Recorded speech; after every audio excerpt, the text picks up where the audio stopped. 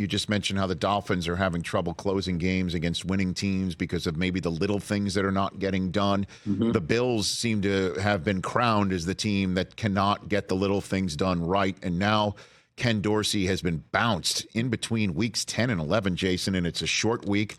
The Bills have the Jets coming up on a Sunday after a Monday night loss at home.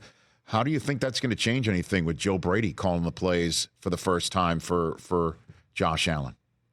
To me, this felt like panic in Buffalo right now. And you can criticize Ken Dorsey and say the offense hasn't been as good, which it hasn't in the prior years. But you look at it, when your quarterback's leading the NFL in turnovers, that's going to force you to not be as good of an offense. An offensive coordinator does not control that. And then on top of that, I don't know if Ken Dorsey gets fired if they win that football game against the Denver Broncos. And as you go back and look at that game, there was 2 calls of blitz zero, one leading to a pass interference that put the Broncos in field goal range.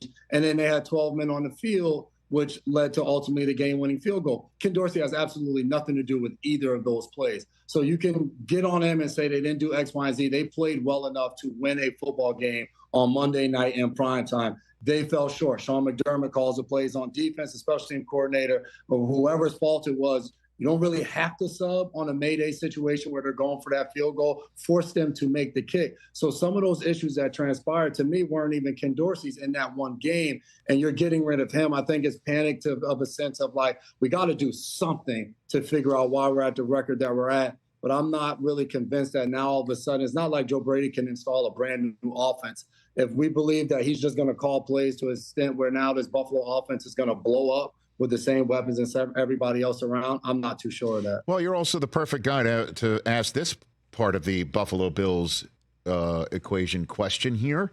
As a defensive back, formerly in the National Football League, also a brother playing in the league, can you interpret Trevon Diggs' post during the Monday night loss about his brother, 14, got to get up out of there? What's your interpretation of this?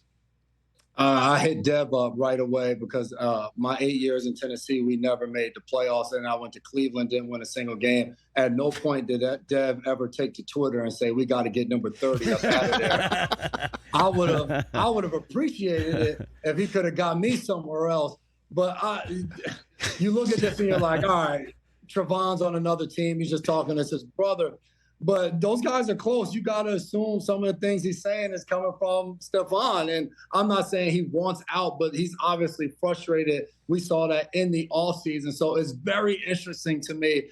At the same time, if I'm the Buffalo Bills, Stephon Diggs is one of the best wide receivers in the NFL. Any given Sunday when he steps foot on the football field, he dictates the other team's defense. He's not going anywhere. I don't care what his brother's writing on X. He can do an Instagram story, whatever the case may be.